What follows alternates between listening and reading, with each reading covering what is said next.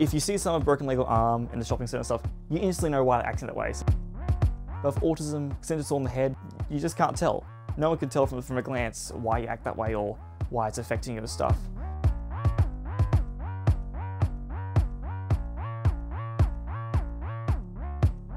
I was noticing how autism was being used as a bit of a slur online and in playgrounds of younger kids, like, you're autistic, wahaha.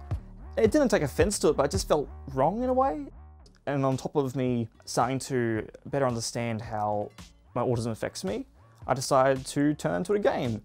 And from there, An Aspie Life was born. What Brad's done is amazing. It's not just the coding and the programming, which, to be honest, for a lot of people on the spectrum, it's kind of a given.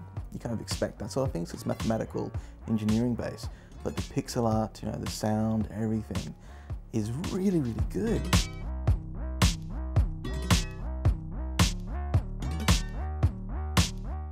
It's a fairly common thing that we see with people with Asperger's syndrome. They have this amazing ability to get into kind of like a flow state.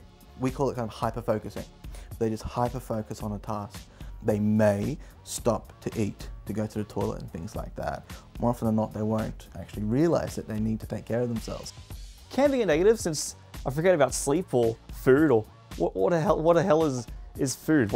I don't need that. I'll just keep coding.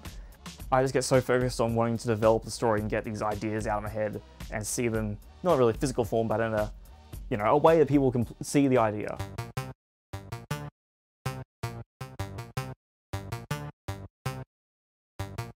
In the game, he actually goes through all the diagnostic criteria, and that includes aspects such as social difficulties, reading facial expressions, making friends. There are also elements in terms of sensory sensitivity, also wanting to have routine and predictability in his life.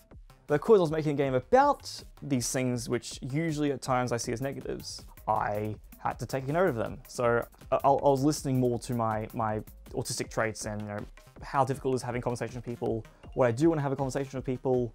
And so from making the game, I think I've learned more about myself and how they affect me. Some of my great heroes are those with Asperger's syndrome because of their different way of thinking.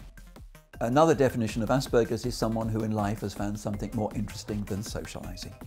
So we need to guide that person and support that person socially, but also embrace and use their different way of thinking, because we'll have great advances in science and especially in the arts because of that. I'm really pumped with just how the game's taken off, because I didn't think anything will happen to it, because most games, you make it for fun. Here's a few people liking it, but now it's like, oof.